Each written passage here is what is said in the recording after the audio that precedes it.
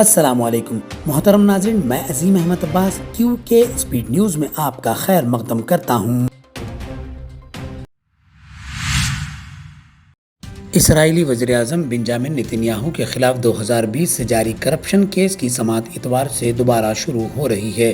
حکام کے مطابق جنگ کے باعث یہ کارروائی عارضی طور پر روک دی گئی تھی، تاہم جنگ بندی کے بعد عدالتی عمل بحال کیا جا رہا ہے۔ میڈیا رپورٹس کے مطابق نتنیاہو پر رشوت، فراڈ اور اختیارات کے غلط استعمال کے سنگین الزامات ہیں۔ دوسری جانب لبنان پر حالیہ بمباری کے بعد نتنیاہو نے بیروت کے ساتھ براہ راست امن مذاکرات شروع کرنے کا اعلان بھی کر دیا ہے، جس میں حزب اللہ کو غیر مسلح کرنے کی بات شامل ہے۔ یہ پیش رفت خطے کی سیاست میں ایک اہم موڑ ثابت ہو سکتی ہے۔ ایران کی اعلیٰ قیادت نے واضح کیا ہے کہ ملک جنگ نہیں چاہتا، لیکن اپنے حقوق پر کسی صورت سمجھوتہ نہیں کرے گا اور ہر نقصان کا ازالہ طلب کیا جائے گا۔ ساتھ ہی آبنائے ہرمز کے انتظام کے لیے نئے طریقہ کار کا اشارہ بھی دیا گیا ہے۔ دوسری جانب امریکی صدر ڈونلڈ ٹرمپ نے ایران کو سخت انتباہ دیتے ہوئے کہا ہے کہ اگر معاہدہ نہ ہوا تو نتائج بہت دردناک ہوں گے۔ ان کا کہنا تھا کہ ایران کے ساتھ مذاکرات مثبت ہیں، مگر حتمی فیصلہ اہم ہوگا۔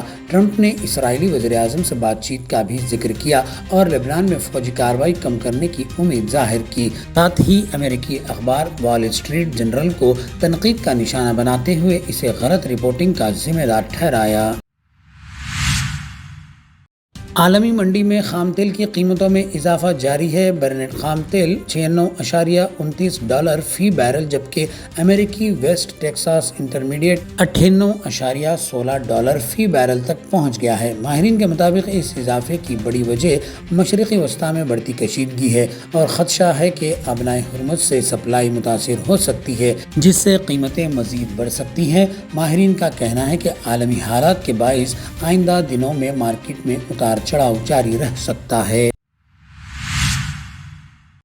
امریکہ اور ایران کے درمیان براہ راست مذاکرات آج شروع ہو رہے ہیں، جہاں امریکی وفد کی قیادت JD وینس کریں گے اور اسلام آباد میں سیکیورٹی سخت کر دی گئی ہے اور 2 روزہ تعطیل کا اعلان بھی کیا گیا ہے۔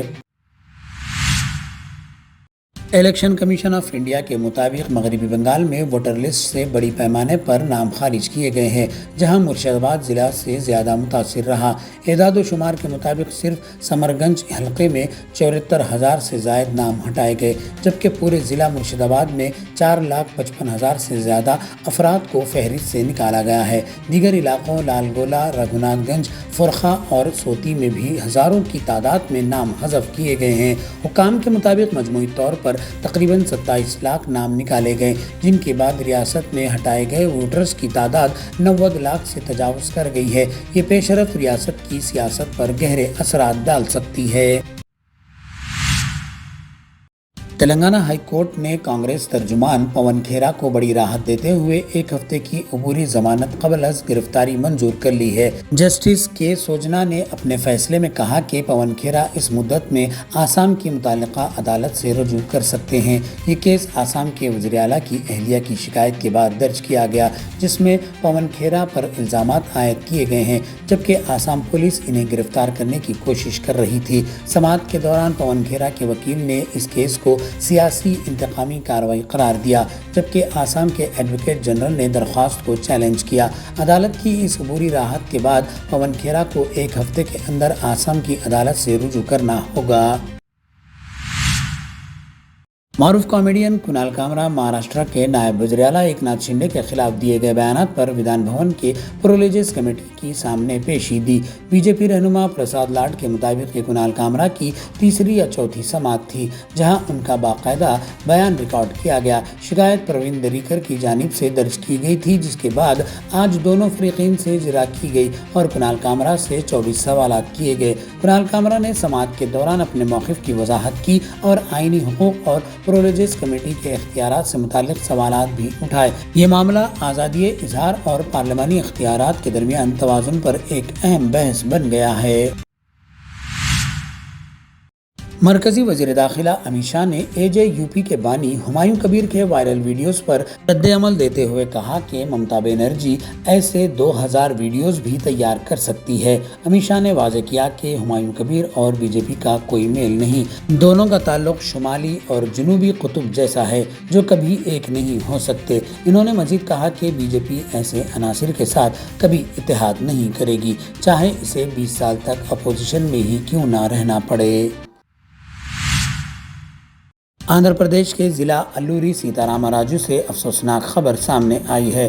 اننتا گیری منڈل کے ملگمی گاؤں کے قریب آبشار میں ویڈیو بنانے کے دوران 3 لڑکیاں ڈوبنے سے ان کی موت واقع ہو گئی جبکہ ایک لڑکی زخمی ہوئی۔ پولیس کے مطابق متوفیات کی شناخت تریشا، پویترا اور رتنا کماری کے طور پر ہوئی ہے، جن کی عمریں 16 سے 17 سال کے درمیان تھی۔ تفصیلات کے مطابق چاروں لڑکیاں آبشار کے کنارے ویڈیو بنا رہی تھی کہ اچانک توازن بگڑنے سے 3 لڑکیاں پانی میں گر گئی اور ڈوب گئی۔ انہیں بچانے کی کوشش میں انجلی بھی پانی میں کود گئی لیکن وہ بھی زخمی ہو گئی۔ مقامی افراد نے نعشوں کو نکال کر ہاسپٹل منتقل کیا اور جبکہ زخمی لڑکی کا علاج جاری ہے۔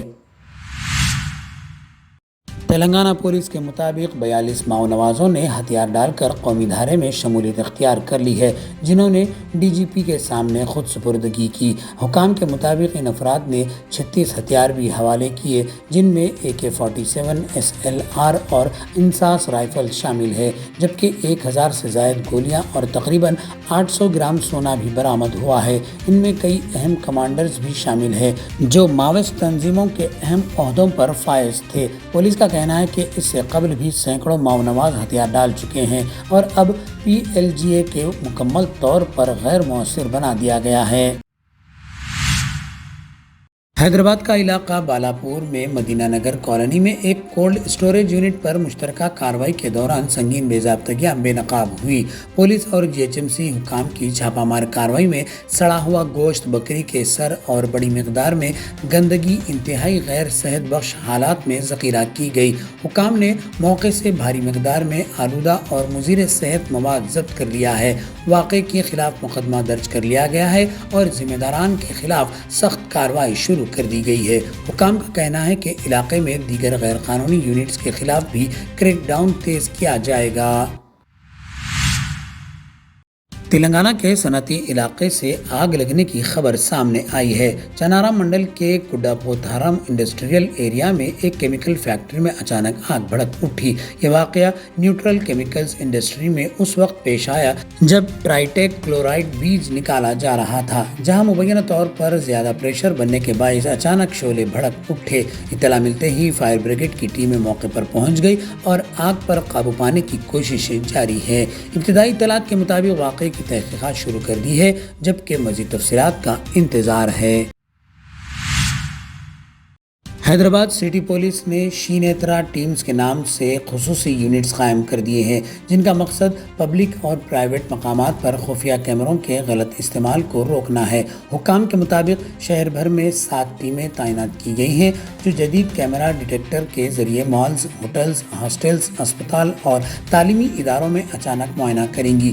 ان ٹیموں کو سخت SOPs کے تحت تربیت دی گئی ہے جبکہ اداروں کے انتظامیہ کو بھی محفوظ ماحول فراہم کرنے کا پابند بنایا گیا ہے۔ خفیہ کیمرے نصب کرنے والوں کے خلاف سخت قانونی کارروائی، پبلک لسٹنگ اور مقدمات درج کیے جائیں گے۔ پولیس نے عوام سے اپیل کی ہے کہ کسی بھی مشکوک سرگرمی کی اطلاع ٹیمز یا ہیلپ لائن پر دیں۔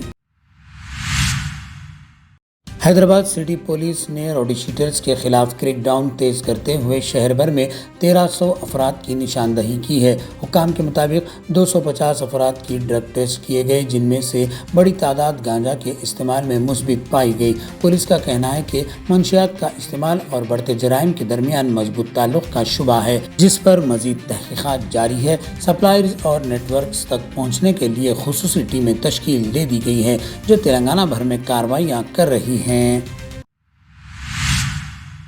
آپ دیکھ رہے تھے QK اسپیڈ نیوز۔ اپنے دوست عظیم احمد عباس کو دیجیے اجازت۔ لیٹسٹ اپڈیٹ کے لیے ہمارے چینل کو لائک، شیئر، سبسکرائب کرنا نہ بھولیں۔